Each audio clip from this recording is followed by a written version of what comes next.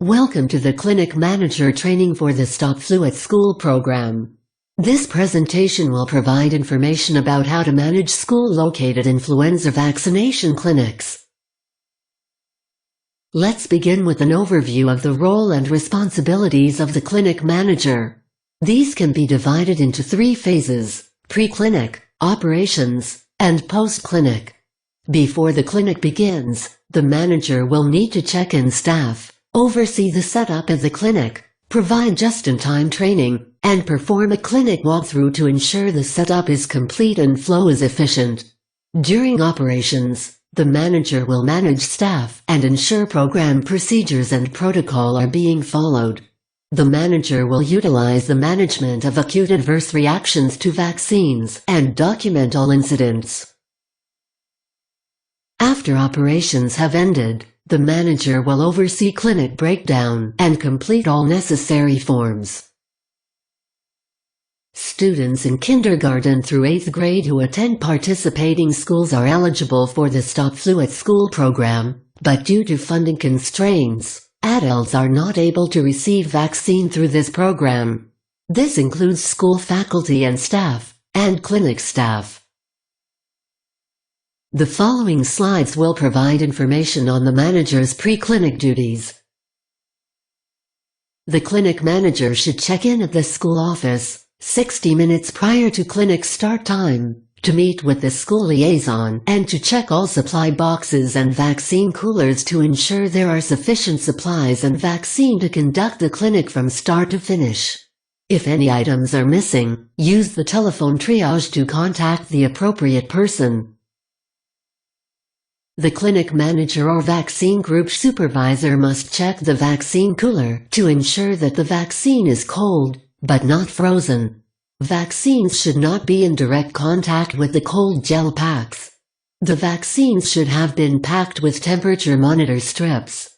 Check the monitors to confirm that the vaccine has not been frozen or exposed to excessive heat. Warm temperature monitors are pictured in the upper left-hand corner. The strip reading should not equal or exceed the number 3.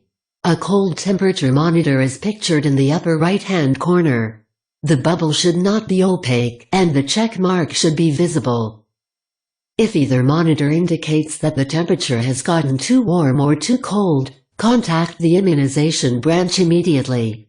Do not administer the vaccine. The clinic manager should look at the expected number of participating students, found on the SFAS 204 form, and ensure the vaccine supply is sufficient for the clinic. The manager should also confirm that there is a sufficient quantity of lot number labels and that the lot number on the labels matches the lot number of the vaccines. Because these are mass vaccination clinics, there will often be a need to pre-fill syringes. It is very important that the clinic manager and vaccine group supervisor supervise the pre-filling of syringes to ensure that it is performed carefully and vaccine is not wasted. Draw, or instruct vaccinators staff to draw, a maximum of 10 doses per multi-dose vial. Open the syringe package as syringes are filled, but not before. Store pre-filled syringes appropriately in vaccine coolers until needed, with a maximum of 20 syringes inside each soft cooler. Do not leave vials or pre-filled syringes exposed to ambient room temperature and light, as it could affect vaccine viability. There may be times when not all 10 doses are needed from a vial. The leftover vaccine is referred to as a partial vial. When this occurs, indicate the number of drawn doses on the vial and on the box. Then place the vial back in the box and store appropriately in the cooler. The clinic manager is responsible for managing clinic staff and ensuring that all staff sign in on the 211 or the 211V form. These forms will be discussed later in this presentation. School volunteers should sign in on the volunteer form. Please note that contract staff are not to begin working until their designated start time, even if they arrive early. Ensure that all vaccinators read the standing orders and initial in the column on the 211V form. Assign identification codes to the vaccinators. These codes are listed on the 211V form and will be used for documentation of vaccine administration. As needed, the clinic manager can assign personnel to act as supervisors of the registration station and line flow staff, as well as the vaccinators. The manager will often need to assign roles within groups. For example, assign registration staff to screen forms, control line flow, or watch students in the observation area. If the observation area is in a separate room from the clinic, then there must be one RN stationed to that room with an extra emergency kit. The clinic manager will also need to ensure all staff receive and review their job action sheets and provide standardized just-in-time training. Once just-in-time training has been conducted, staff must initial the 211 and 211V forms. Ensure that all staff understand their roles and duties. A school may have parent or school volunteers. These volunteers may not screen consent forms, but they may assist with line flow. They may assist trained clinic staff in the observation area, but they may not staff the observation area without an SFAS clinic staff member present. These volunteers must sign in on the volunteer form, not the 211 or 211V forms. The 211 and 211V forms are for trained clinic staff only. Advise clinic staff that any questions, issues, or adverse events must be reported to the clinic manager. It is mandatory that all staff must receive just-in-time training. Clinic managers will receive standardized forms to use for this purpose. Pictured here is the just-in-time training document that includes reminders for the clinic manager and all registration staff. Pictured here is the just-in-time training document that includes reminders for vaccinators. There must also be some on-site training for vaccinators.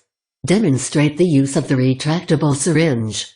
Remind vaccinators to properly dispose of used syringes immediately following vaccination to reduce the risk of needle stick injuries. Remind vaccinators to wash hands or use hand sanitizer between each patient. If gloves are worn, they must be changed between patients. Gloves must be worn if the vaccinator has open lesions on hands or is likely to come into contact with potentially infectious body fluids. Remind vaccinators that participants with a screening question that is marked "Yes" should not be vaccinated, even if they have a doctor's note. Ensure that all vaccinators review the standing orders and are familiar with the emergency kit contents and location.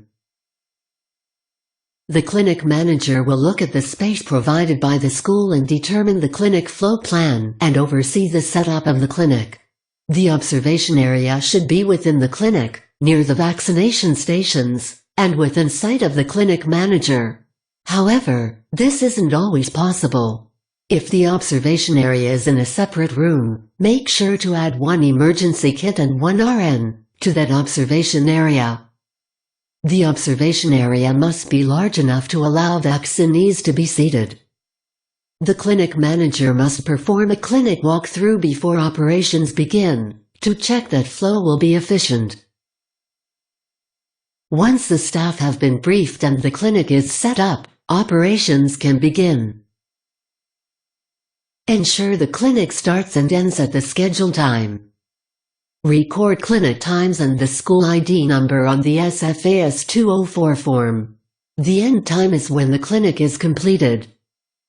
Communicate with the school liaison to escort students to and from the clinic. Note that the liaison must bring the last group of students to the clinic 20 to 30 minutes before the clinic end time, to allow for vaccination and the 15-minute post-vaccination observation period. This is dependent on group size, room size, and number of vaccinators. The clinic manager will oversee all clinic operations, maintain a steady pace, identify bottlenecks, and make appropriate adjustments. The clinic manager will ensure the safety of all participants and clinic staff and will follow up on forms as needed. The vaccine cold chain must be maintained at all times. Excessive light, heat, or cold exposure damages vaccine, resulting in loss of potency. Ensure that vaccine is stored in vaccine coolers or at the vaccination stations in soft-sided coolers with contents layered. The vaccine must always be packed in layers for insulation and to keep the appropriate temperature. This is true of the large holding coolers and also of the soft-sided tabletop coolers. The layers are as follows: ice packs, also referred to as gel packs, on the bottom, then a barrier such as bubble wrap, then the vaccine, more barrier, and then another layer of ice packs. Pack vaccines including the partially used vials inside the boxes, on top of the barrier, so that the vaccine is not in direct contact with the ice packs. Ensure that the warm and cold temperature monitor strips are placed next to the vaccine and not in contact with the ice packs, or it will give an inaccurate reading. Ensure proper disposal of all hazardous materials. All vaccinators must place used syringes in the sharps container immediately after administration. Hazardous materials should not be accessible to non-clinic personnel. The clinic manager will address apprehensive students before vaccination. If the student is still apprehensive or crying, have a secondary person, such as the health aide or flow control staff, stay with the child during vaccination. Do not restrain the child for vaccine administration. If safety becomes an issue, do not vaccinate. The clinic manager is also responsible for responding to and managing adverse events. Address students with incomplete consent forms or potential contraindications. You may need to complete the bottom portion of the parent-guardian notification half sheet. This form goes home with each student. If they are vaccinated, it is indicated. If they are not vaccinated, indicate the reason on the bottom half of the form. If the child is not vaccinated, please indicate the reason on the parent-guardian notification form. Reasons may include incomplete consent forms, when a question is left blank, or the parent or guardian's signature or date of the signature is missing. It also includes contraindications to immunization, which would be indicated if any question on the consent form was answered yes. Complete the parent-guardian notification form if the student feels ill, or has a fever, if the student refuses the vaccination, or for any other reason that would result in the child not being vaccinated. To complete the parent-guardian notification form, record the student's name and the clinic date. Indicate the reason the student did not receive the vaccine. Retain the original copy of the student's consent form. Indicate the reason for not completing vaccination on the bottom of the consent form. And provide the parent-guardian notification form to the student to take home to the parent.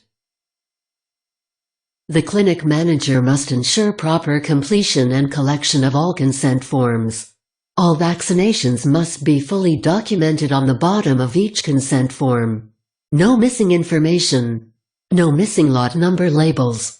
And the ID code matches the vaccinator's assignment on the 211V form. Remember, do not affix lot number labels to consent forms for persons who were not vaccinated. The clinic manager will oversee the management of any adverse event post-vaccination. Follow standing orders for the management of acute adverse reactions to vaccines.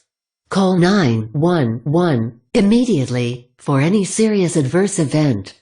Notify the Department of Health, Immunization Branch, of any serious adverse event within 2 hours of occurrence. Once clinic has concluded, the clinic manager will supervise the clinic breakdown, staff checkout, and forms completion.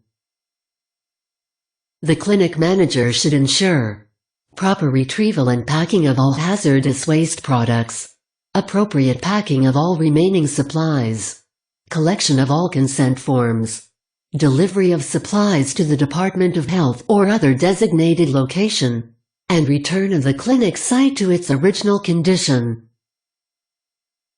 All remaining vaccine should be returned in the same manner that it was received.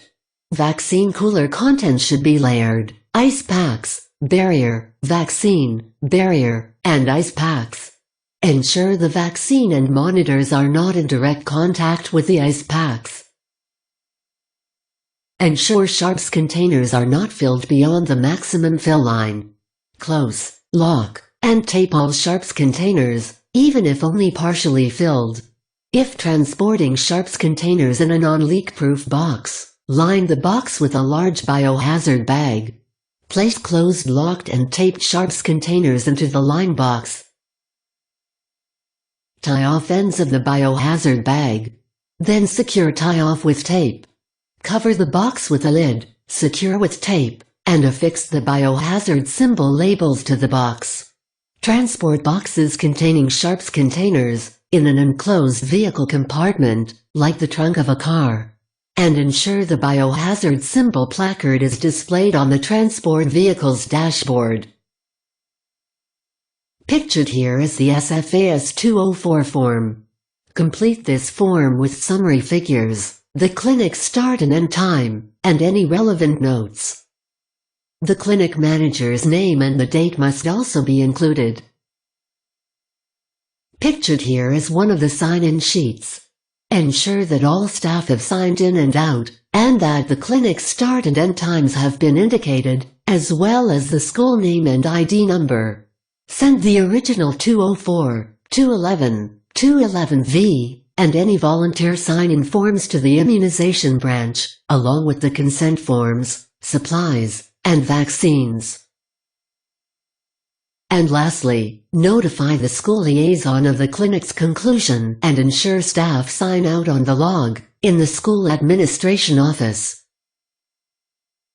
In this section, we will review the Stop Flu at School standing orders for the management of acute adverse reactions to vaccines.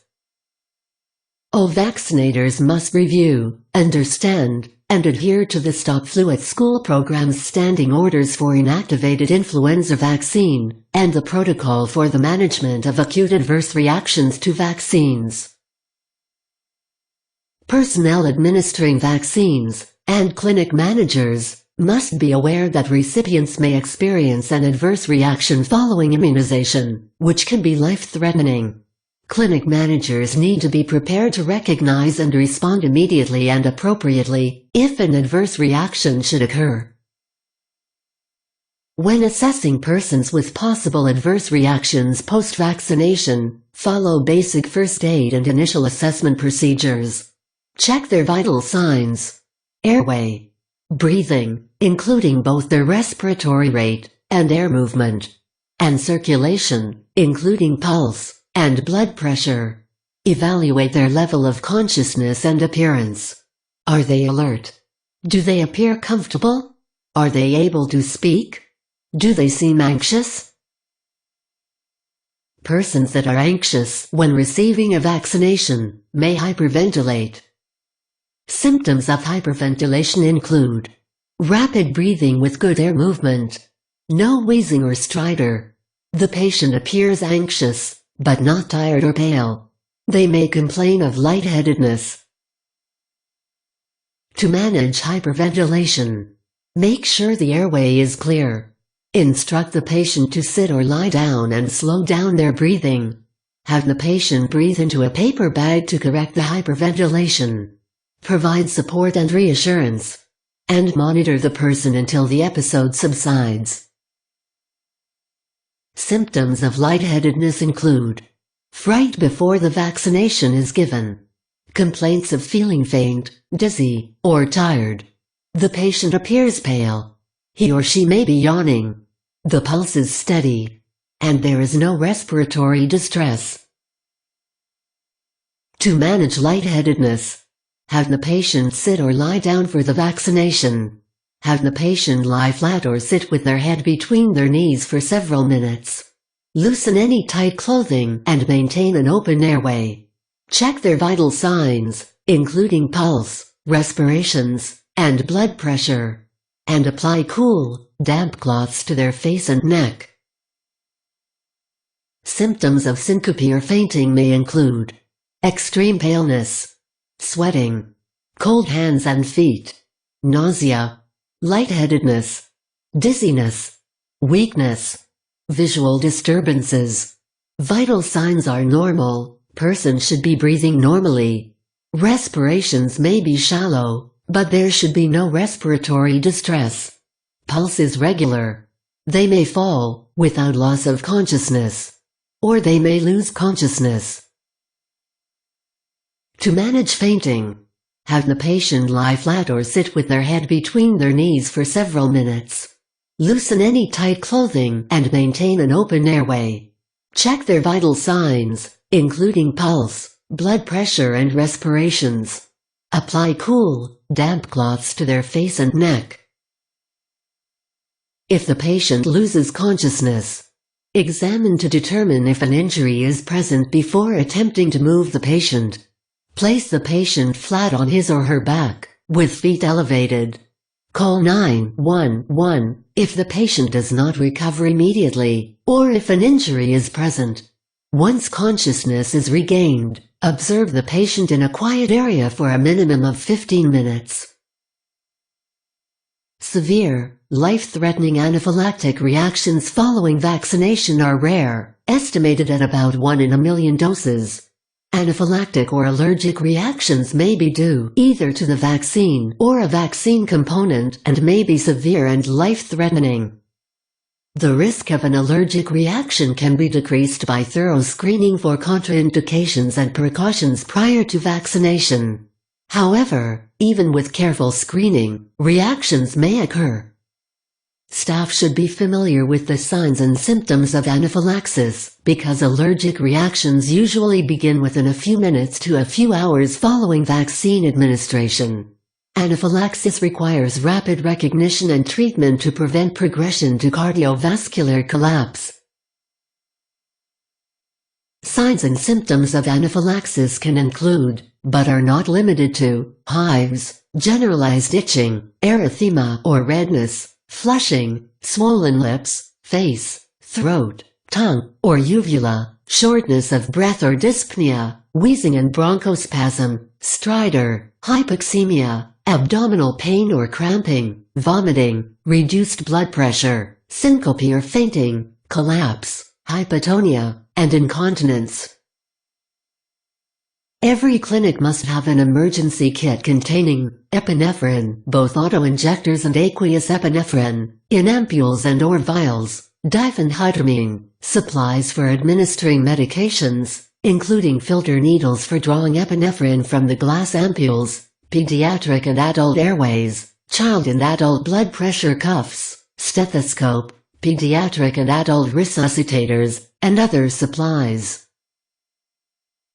If a patient has symptoms or signs of anaphylaxis, assess their airway, breathing, circulation, and their appearance and level of consciousness. If symptoms are generalized, call 911 immediately. Place the patient in a recumbent position, make sure their airway is clear, and perform CPR if necessary. The first and most important therapy in anaphylaxis is epinephrine. There are no contraindications to epinephrine in the setting of anaphylaxis. Each emergency kit will have a pediatric and an adult autoinjector that may be used for rapid administration of the initial dose. Administer aqueous epinephrine, 1 to 1000 dilution, intramuscularly. The dose for epinephrine is 0.01 ml per kilogram per dose. If the weight is known, then dosing by weight is preferred. If the weight is not known or not readily available, a chart included with the standing orders has approximate dosages for children, based on age and weight. The maximum dose for children is 0.3 milliliters. The maximum dose for adolescents and adults is 0.5 milliliters. Diphenhydramine may be administered by IM injection. The dose is 1 to 2 milligrams per kilogram, with a maximum single dose of 50 milligrams. The patient should be monitored closely until EMS arrives. Perform CPR if necessary and maintain the airway. Keep patient in a supine position, flat on their back, unless he is having breathing difficulty. If breathing is difficult, the patient's head may be elevated, provided blood pressure is adequate to prevent loss of consciousness. If blood pressure is low, elevate the legs. Repeat the epinephrine dose every 5 to 15 minutes, or more frequently as necessary to control symptoms and maintain blood pressure, up to 2 times after the first dose for the treatment of anaphylaxis. Monitor and record all vital signs. Record medications administered, including the time, dosage, response, name of person who administered the medication, and other relevant clinical information. All patients showing signs and symptoms of anaphylaxis, regardless of severity, should be referred to an appropriate medical facility for treatment. If EMS is called, and the student is transported to an emergency facility, the clinic manager must complete the referral to emergency facility form, in addition to the incident adverse event reporting form. When should you complete an incident adverse event reporting form? Fill out the form for any adverse reaction, including lightheadedness, headache, or itching, any person who was vaccinated twice, participants with contraindications who received vaccine, and mistaken identity of a participant, when someone received the vaccine using another person's consent form. Document any incident or unusual occurrence. Please include a copy of the consent form, not the original, with the incident report. Please complete all reports on the day of the incident, so that the details are fresh in your mind. But don't feel as if you must complete the incident report during the clinic. It is fine to return to your office to complete the report. If you complete the incident report prior to the end of the vaccination clinic, you may submit the report to the immunization branch with the consent forms. If the report will not reach the immunization branch on the day of the incident, please fax the report to 808-586-8312. Please be aware that incident reports and forms may be read and reviewed by upper management and by agencies and individuals outside of the Department of Health. Please remember, when documenting incidents, be thorough, but succinct. Be specific. Be objective. And be professional. This form includes several common errors that are submitted on the incident adverse event reporting forms. The form is missing information, such as the student's date of birth and the school name. In this example, the patient's blood pressure is very low and there is no documentation of repeat blood pressure checks, or any explanation of the actions taken. The final disposition states, went home with mother, without any documentation of improvement in the patient's condition. In this example, the patient moved during administration of IIV. If a student does not receive a full dose, the parent must be contacted before a second attempt at vaccination is made. This form is marked, Parent contacted, No. In this situation, the parent should have been contacted for permission, prior to attempting a repeat dose. Note: the action taken section, including steps taken to prevent recurrence, does not need to be completed if there is no action that could have prevented the incident. Now we will review the procedures for responding to blood-borne pathogen exposures. If a person is exposed to blood-borne pathogens at a school-located influenza immunization clinic, treat the exposure site immediately. Wash needle sticks and cuts with soap and water. Flush splashes to the nose, mouth, or skin with water. Irrigate eyes with clean water, saline, or sterile irrigants. Report any blood-borne pathogen exposure to the clinic manager. Any person exposed to blood-borne pathogens at the school-located clinics should immediately seek medical treatment. Contract personnel should be referred to their employer. Military personnel should be referred to the Department of Defense. Public Health Nursing branch staff should be referred to the PHN branch. The clinic manager should record the circumstances and post-exposure management on the Incident Adverse Event Reporting Form. The report should include the date and time of exposure, details of the procedure being performed, including where and how the exposure occurred. If the exposure is related to a sharp device, include the type and brand of the device, and how, and when in the course of handling the device, the exposure occurred. Include details of the exposure, describing the type and amount of fluid or material, and the severity of exposure. Provide details about the exposure source, including the person's name, or, if the student is under 18 years of age, the parent or guardian's name, and address and telephone number. List the exposed person's name, address, telephone number, hepatitis B vaccination dates, and vaccine response status. In what situation should a parent be called? If the student has a consent form, but states that he or she has already been vaccinated, contact the parent to confirm. If the student pulls away during administration and receives only a partial dose, contact the parent to ask if they would like you to attempt vaccination again. If you are unable to contact the parent, do not revaccinate. When there are questions left blank on the consent form, if the clinic is very busy, the clinic manager does not need to call for this situation. However, the student should not be vaccinated. If there are contraindications to vaccination, to explain that the student will not be vaccinated. Again, if the clinic is busy, the clinic manager does not need to call in this situation, but the student should not be vaccinated. When the date of the parent or guardian's signature is missing.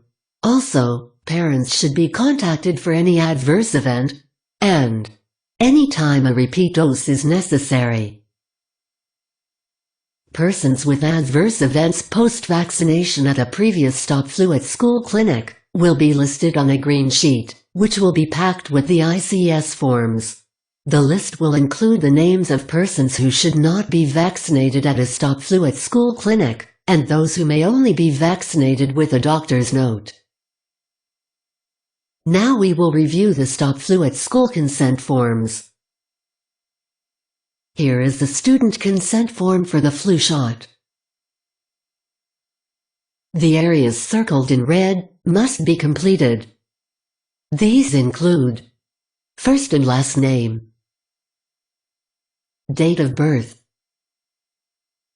Questions 1, 2, and 3 must be answered no, and the form must be signed and dated by the parent or legal guardian. Staff have been instructed to notify the clinic manager if any of the mandatory fields are left blank or if a screening question has been marked yes. Please review the screening of consent forms process with registration and vaccinator staff prior to the start of the clinic as part of the just-in-time training. This is the online version of the student flu shot consent form. They will most likely be printed on white paper. This is an example of a completed flu shot consent form. Here are 3 common errors that are seen. The year entered in the date of birth field is obviously incorrect. One of the questions has not been answered. And though the vaccination has been documented on the form, a reason the flu shot was not given has been selected. With both vaccination and declination information provided, we are not able to determine whether this child was vaccinated or not. Other errors commonly seen on the consent forms include: the parent or legal guardian has signed the form, but the signature is not dated, or the vaccination date, site, and lot number label are provided, but the vaccinator ID number is missing. Here are a few reminders regarding consent forms. First, Please check every form for completeness and accuracy. Be sure that all of the mandatory fields are completed. If the student has refused vaccination or is absent, please ensure that the date, site, and lot number sticker are not on the consent form. Also, because the consent forms will be scanned for archiving, please remove sticky dots, staples, and paper clips. Finally, please do not punch holes in the consent forms. Depending on the placement of these holes, critical information may inadvertently be removed. Information about staffing forms and instructions will now be provided. The number of staff per clinic is typically based on several factors, including total number of participants based on the number of consent forms collected per clinic, total number of clinic hours as per the clinic schedule, and the standard minimum number of vaccinations that can be administered per hour, which was determined by a time study conducted in previous stop flu at school clinics. For Oahu clinics, a list providing the number of staff per clinic is posted on SharePoint. This list is available at least 1 week prior to the clinic start date. Clinic managers are encouraged to review this information. You may contact your section representative with any staffing concerns. There are 2 separate and unique forms used to document assigned staff and their attendance. These forms serve as the sign-in sheet for each clinic. The ICS 211 is used for all registration staff including line flow personnel. The ICS 211V is for vaccinators, including the clinic manager and vaccine group supervisor. Both of these forms will be provided on the day of clinic and will be located in the ICS packet. For clinics on Oahu, both the 211 and 211V forms will be pre-populated with information, such as clinic name, date, and time, names of assigned staff, their role, and affiliation. On the 211 form for Oahu clinics, registration staff assigned to bring back supplies will be listed. They are identified as SR1 and SR2. SR1 designates the primary supplies return person and SR2 identifies the secondary, or backup, return person. The 211V forms for vaccinators will also include the clinic managers and vaccine group supervisors. The fill-in columns on these forms will include sections where the assigned staff will verify by initialing that they have received just-in-time training and reviewed the standing orders. There will also be spaces to document their time in and time out.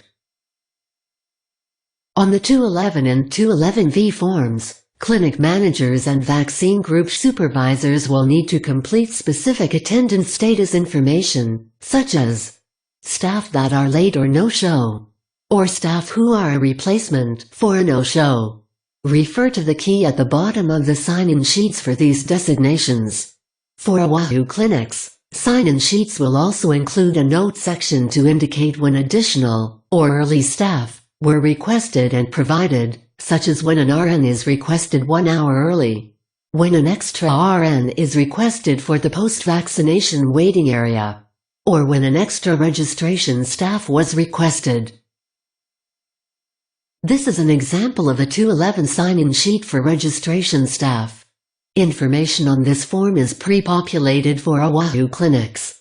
The school name, school ID, and the scheduled clinic time and date are provided at the top of the form. The names of the staff are pre-populated, as well as their affiliations. Note the SR1 and SR2 designations for the persons assigned to return supplies. The form also includes fill-in columns for the staff to initial that they have received just-in-time training. Note the area where staff enters their time in and time out, and the attendance status area to document staff who are late, no-shows, or replacement staff. The key with abbreviations to be used in this column is in the lower left-hand corner. This example also shows the note area where you can see that one extra registration staff was requested by the clinic manager, and was provided. This is an example of the 211V form. Information is pre-populated for Oahu clinics. It looks similar to the 211 form for registration staff, but also includes a column where staff will initial that they have reviewed the standing orders. It also includes pre-populated unique vaccinator ID codes. Changes in assigned staff may occur up until the morning of the clinic, and therefore may not be reflected in the sign-in sheets. Clinic managers should refer to the published list of approved personnel to verify eligibility of a person reporting to clinic, whose name is not pre-populated on the sign-in sheets. This list is located in the toolkit. Note that the approved registration staff are listed first, followed by the approved vaccinators. Both lists are in alphabetical order. This sign-in sheet demonstrates how to document when there are last-minute changes to the staffing of a clinic. The clinic manager will be notified for any reassignment of staff. In this example, 2 registration staff, Marilyn Manson and Marianne Gomez, are listed as assigned staff, but are crossed off because they were reassigned. The staff now assigned to the clinic are Lindy Lou and Harry Potter, and their names are written in, along with their affiliation. This is an example of documentation for a situation where an assigned staff did not show up to the clinic, and another staff was sent as a replacement. Britney Spears was a no-show. An NS is written in the attendance status column to indicate this. Because Britney was a no-show, the clinic manager requested a replacement staff from the vendor. Katy Perry was sent as the replacement staff, so her name and affiliation were added to the list.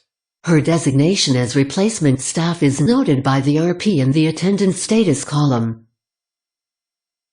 Notice that Katy Perry signed in after the required time, and she would have been considered late if not for the RP designation in the attendance status column, which indicates that she was a replacement staff. Because there are disciplinary actions for staff who are repeatedly late for clinics, the RP designation in the attendance status column is very important. This is an example of documentation of a staff who is late to a clinic. On this form, Marianne Gomez's check-in time is 8:10.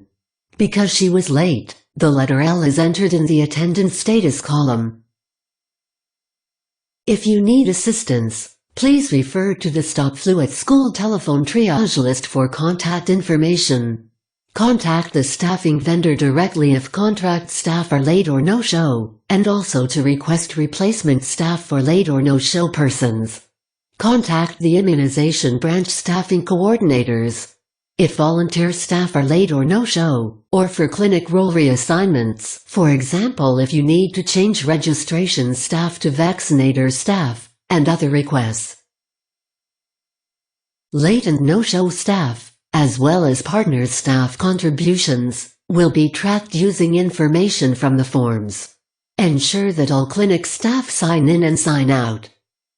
If this information is missing, or is unclear on the form, you will be contacted to verify. This is the Personnel Action Reporting form. When should you fill out a personnel reporting form? When any action, performance, or attitude of clinic personnel requires the aid of upper management to resolve. Reportable personnel issues include safety issues, which threatens the safety of students and/or staff. Insubordination, which interferes with the efficiency of the clinics. And attitude issues, which undermines authority of clinic managers and overall the safety of the clinic.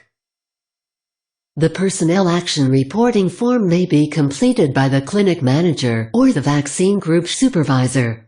If completed by the vaccine group supervisor, then it must be reviewed by the clinic manager. Complete this form as soon as possible while pertinent information is fresh in the mind of all individuals involved. Submit the form as soon as it is completed.